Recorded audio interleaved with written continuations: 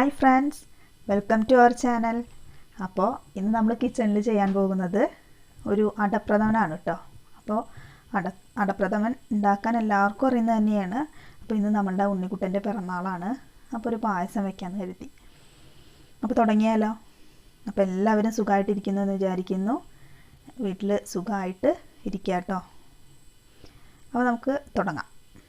അപ്പോൾ അതിനായിട്ട് നമ്മൾ കുക്കറിലാട്ടോ വെക്കുന്നത്. കുക്കറിൽ നമ്മൾ അട ഒരു പാത്രത്തിലേക്ക് ഇട്ട് വെച്ചിട്ടുണ്ട്. അതിലേക്ക് തിളച്ച വെള്ളം ഒഴിക്കുകയാണ്. ഇനി അത് അടച്ചു വയ്ക്കാം. കാരണം ആ ചൂട് വെള്ളത്തിൽ കിടന്ന് അട ഒന്ന് വെന്ത് വരേണ്ടതുണ്ട്. അപ്പോൾ ഈ സമയം കുക്കറിലേക്ക് കുറച്ച് വെള്ളം ഒഴിച്ചു. കാരണം നമ്മുടെ തേങ്ങാപ്പാൽ പിഴിഞ്ഞെടുത്തതായിട്ടില്ല. അപ്പോൾ അതൊന്ന് പിഴിഞ്ഞെടുക്കട്ടെ. അപ്പോൾ ഇവിടെ സ്റ്റവ് ഓണായിട്ടിരിക്കുകയാണ്. അപ്പോൾ ഞാൻ അല്പം വെള്ളം അതിലേക്ക് ഒഴിച്ചു എന്നേ ഉള്ളൂ. ഇനി രണ്ടാം പാൽ മൂന്നാം പാൽ അങ്ങനെ സെപ്പറേറ്റ് ചെയ്തെടുക്കുന്നൊന്നുമില്ല. ഒന്നാം പാൽ അവിടെ മാറ്റി വെച്ചിട്ടുണ്ട്, വെള്ളം ചേർക്കാത്തത്. ബാക്കിയുള്ളതെല്ലാം വെള്ളം ചേർത്ത് പിഴിഞ്ഞെടുത്ത പാൽ കുക്കറിലേക്ക് ഒഴിച്ചു കൊടുക്കുകയാണ്.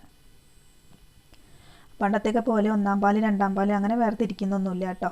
ഇതെല്ലാം ഒഴിച്ചു കൊടുത്ത് ഒന്ന് തിളച്ച് വരുമ്പോൾ നമ്മൾ ഒരു 15 മിനിറ്റ് നമ്മളുടെ അട കുതിരാനായിട്ട് വെച്ചിട്ടുണ്ട്. കുതിരാനല്ല, പകുതി ആ ചൂടുവെള്ളത്തിൽ കിടന്നിട്ടൊന്ന് വേവേണ്ടതുണ്ട്. കണ്ടില്ലേ? അപ്പോൾ വെള്ള അടയാണ് കേട്ടോ. അതൊരു 200 ഗ്രാം ഉണ്ട്. അപ്പോൾ അത് നന്നായിട്ടൊന്നും കൊണ്ട് പൊങ്ങി വരും. ഒന്ന് വെള്ളം കുതിർന്നുകൊണ്ട് വരും. അപ്പോൾ തണുത്ത വെള്ളത്തിൽ കഴുകി നമ്മളുടെ ആ സ്റ്റെയിനറിലിട്ടിട്ട് അരിച്ച് വെള്ളം കളഞ്ഞെടുക്കാം. അപ്പോൾ അതിനായി പായസത്തിന് ആവശ്യമുള്ള ശർക്കരയാണ്.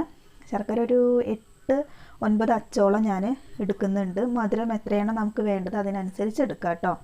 അപ്പോൾ അതൊന്ന് ഉരുക്കിയെടുക്കാം. അപ്പോൾ നമ്മളുടെ അട ഇവിടെ സ്റ്റെയിനറിലിട്ട് വെള്ളം കളഞ്ഞെടുത്തിട്ടുണ്ട്. അത് നമ്മളുടെ തേങ്ങാപ്പാൽ വെച്ചുള്ള കുക്കറിലേക്ക് ഇട്ട് കൊടുത്തു. ഇനി നന്നായിട്ടൊന്ന് ഇളക്കേണ്ടതുണ്ട്.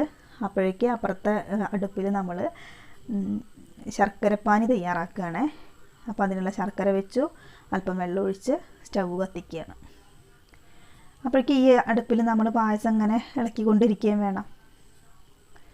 അങ്ങനെയൊക്കെയാണല്ലോ നമ്മുടെ അടുക്കളയിലുള്ള നമ്മുടെ വിശേഷങ്ങൾ. എപ്പോഴും ഇല്ലേ, 2 കൈയും തികയാത്തൊരവസ്ഥയാണ്. അത്രയും ജോലികൾ, ഓരോ അടുപ്പിൽ ഓരോ സാധനങ്ങൾ അതിനനുസരിച്ചുള്ളത് നമ്മൾ ഒരുക്കി വെക്കണം, എങ്കിലേ പെട്ടെന്ന് കഴിയുള്ളൂ. ഞാൻ അങ്ങനെയാണ് ചെയ്യാറ് കേട്ടോ. അല്ലാതെ ഒന്ന് കഴിഞ്ഞ് അടുത്തത് ചെയ്യാനായിട്ട് നിൽക്കാറില്ല. അപ്പോൾ നമ്മളുടെ ശർക്കര ഇവിടെ ഉരുകി വന്നിട്ടുണ്ട്. ഇനി നമുക്ക് അതിനിടയ്ക്ക് ഞാനിവിടെ വെണ്ടയ്ക്ക മെഴുക്ക് പുരട്ടിക്കുള്ള വെണ്ടയ്ക്ക അരിഞ്ഞെടുത്തു, കഴുകി വൃത്തിയാക്കി അരിഞ്ഞെടുത്തിട്ടുണ്ട്. അതിലേക്ക് ഉപ്പ്, മഞ്ഞൾപ്പൊടി, മുളക് പൊടി എല്ലാ മസാലയും ചേർത്ത് കറിവേപ്പിലയിട്ട് ഒന്ന് തേച്ച് പിടിപ്പിച്ച് വെക്കുകയാണ്. അപ്പോൾ നമ്മളെ ശർക്കരപ്പാനി ആയി കഴിഞ്ഞാൽ ആ അടുപ്പിൽ നമ്മൾ മെഴുക്ക് പുരട്ടി ഉണ്ടാക്കും. നമ്മളുടെ പായസം കിടന്നിങ്ങനെ തിളച്ചുകൊണ്ടിരിക്കുന്നുണ്ട്. ഇനി അതിലേക്ക് നമ്മളുടെ ശർക്കരപ്പാനി ഒഴിക്കണം. അതൊന്ന് അരിച്ചൊഴിക്കാം, അല്ലെങ്കിൽ അടി ഇളകാതെ ഒന്നുണ്ട് ഒഴിച്ച് അടിയിലത്തെ ഭാഗം മാത്രം മാറ്റി വെച്ചാൽ മതി കേട്ടോ. അതിന് സ്റ്റെയിനർ എടുക്കണം എന്ന് നിർബന്ധമൊന്നുമില്ല. കാരണം നമ്മളിപ്പോൾ ഒരു വെള്ളം പോലെ ആക്കിയിട്ടുണ്ട്. അപ്പോൾ ആ മേൽഭാഗം മാത്രം ഒന്ന് ഒഴിച്ചു കൊടുക്കുക, അടി ഇളകാതെ. അടിഭാഗത്തായിരിക്കും കച്ചറ കിടക്കുന്നുണ്ട്. ഇത് അധികം കച്ചറയൊന്നുമില്ല, എന്നാലും നമ്മളത് ഒഴിക്കേണ്ട ആവശ്യമില്ല, അഥവാ കല്ലെങ്ങാനും ഉണ്ടെങ്കിലോ. ഇനി നമ്മളുടെ മെഴുക്ക് പുരട്ടി തയ്യാറാക്കാം. അപ്പോഴേക്ക് ചോറും കറികളൊക്കെ ആയിട്ടുണ്ട് കേട്ടോ. മോര് കറി വെച്ചു, സാമ്പാർ വെച്ച, ഉപ്പേരി, പപ്പടം അങ്ങനെയുള്ള കാര്യങ്ങളൊക്കെ ആയിട്ടുണ്ട്. അപ്പോൾ അതൊന്നും ഇപ്പോൾ ഞാൻ കാണിച്ച് വീഡിയോ ലെങ്തി ആക്കുന്നില്ല. നമുക്ക് അടപ്രഥമൻ ഉണ്ടാക്കാം. പിന്നെന്താ, എല്ലാവരും സുഖമായിട്ടിരിക്കുകയെന്ന് വിചാരിക്കുന്നു. ആരെങ്കിലും നമ്മളെ ചാനൽ ആദ്യമായിട്ട് കാണുന്നവരുണ്ടെങ്കിലേ ഒന്ന് ലൈക്ക് ചെയ്യുക, ഒന്ന് എന്നെ ഹെൽപ്പ് ചെയ്യൂ കേട്ടോ. സബ്സ്ക്രൈബ് ചെയ്യാനൊന്നും മറക്കല്ലേ. ഇപ്പം തന്നെ പോയി ചെയ്യണം, അല്ല വീഡിയോ കണ്ടതിന് ശേഷം പിന്നീട് വയ്ക്കരുത് കേട്ടോ. ഇനി നമ്മുടെ മെഴുക്ക് പുരട്ടി ആയിക്കൊണ്ടിരിക്കുകയാണ്. അതിലേക്ക് വെളിച്ചെണ്ണ ഒഴിച്ചു, ചട്ടി വെച്ച് ചൂടായപ്പോൾ വെളിച്ചെണ്ണ ഒഴിച്ചു. അതിലേക്ക് നമ്മൾ മസാല തേച്ചുള്ള മെഴുക്ക് പുരട്ടി, വെണ്ടയ്ക്ക ഇടുന്നു. മെഴുക്ക് പുരട്ടിയല്ല, വെണ്ടയ്ക്ക ഇട്ട് അതടച്ചു വെച്ചു. ഇനി ഇടയ്ക്കിടയ്ക്ക് നമ്മളുടെ പായസം ഇങ്ങനെ ഇളക്കി കൊടുക്കണം. പിന്നെ ഇപ്പോൾ ചൂട് കട്ടിയുള്ള കുക്കറായതുകൊണ്ട് കുഴപ്പമില്ല, കുറച്ച് കട്ടിയുള്ളതാണല്ലോ. അപ്പോൾ അങ്ങനത്തെയൊക്കെ പാത്രങ്ങളിൽ വേണം നമ്മൾ പായസം വയ്ക്കാൻ. ഉരുളി ഉണ്ട് കേട്ടോ, ഞാനതിന് വൃത്തിയാക്കാനൊക്കെ പാടല്ലേ, അപ്പോൾ ഉരുളി ഞാൻ എടുക്കുന്നില്ല. പിന്നെന്താ, അപ്പോൾ അങ്ങനെയൊക്കെയാണ് കാര്യങ്ങൾ. അപ്പോൾ നമ്മൾ ശർക്കര ഒഴിച്ചിട്ടുണ്ട് അല്ലേ.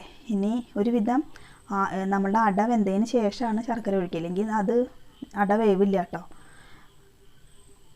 ഒരു സിമ്പിളായിട്ട് പെട്ടെന്നൊരു തട്ടിക്കൂട്ട് പായസമൊക്കെ എങ്ങനെ ഉണ്ടാക്കുക എന്നുള്ളത് അല്ലേ, വളരെ സിമ്പിളാണ്. ഇനി അതിലേക്ക് നമുക്ക് ഏലക്കായ പൊടിച്ചത് ചേർക്കണം. ഏലക്കായയുടെ ഫ്ലേവർ ഇഷ്ടമില്ലാത്തവരുണ്ട് കേട്ടോ. അപ്പോൾ ഞാൻ വളരെ കുറച്ചെടുത്തൊരു 3 or 4 ഏലക്കായ എടുക്കുക, അത് പഞ്ചസാര ചേർത്ത് പൊടിച്ചെടുക്കുക. ഇപ്പോൾ നമ്മുടെ പായസം ഓൾമോസ്റ്റ് ആയിട്ടുണ്ട്. അപ്പോൾ നമ്മൾ വെള്ളം ചേർക്കാതെ പിഴിഞ്ഞെടുത്തിട്ടുള്ള 1-ാം പാൽ, കട്ടപ്പാൽ ഇതിലേക്ക് ഒഴിച്ചു. തേങ്ങാപ്പാൽ ഒഴിച്ചു. ഞാനിവിടെ ഒരു 2-2.5 തേങ്ങയുടെ പാലാണ് എടുത്തിട്ടുള്ളത്. തേങ്ങാപ്പാൽ കൂടുന്തോറും പായസം ടേസ്റ്റിയാവും. അപ്പോൾ നമ്മൾ ഇനി 1-ാം പാൽ ഒഴിച്ച് കഴിഞ്ഞാൽ ഇനി ഗ്യാസ് കത്തിക്കരുത്, നമ്മളെ പായസം റെഡി. ഇനി അതിലേക്ക് കാഷ്യൂ കിസ്മിസ് ഇട്ടു, വറുത്തിട്ടു. പായസം റെഡി ആയിട്ടുണ്ട്. എല്ലാവർക്കും ഇഷ്ടപ്പെട്ടു കാണുമെന്ന് വിചാരിക്കുന്നു. ഇനി അടുത്ത വീഡിയോയുമായി കാണാം. താങ്ക്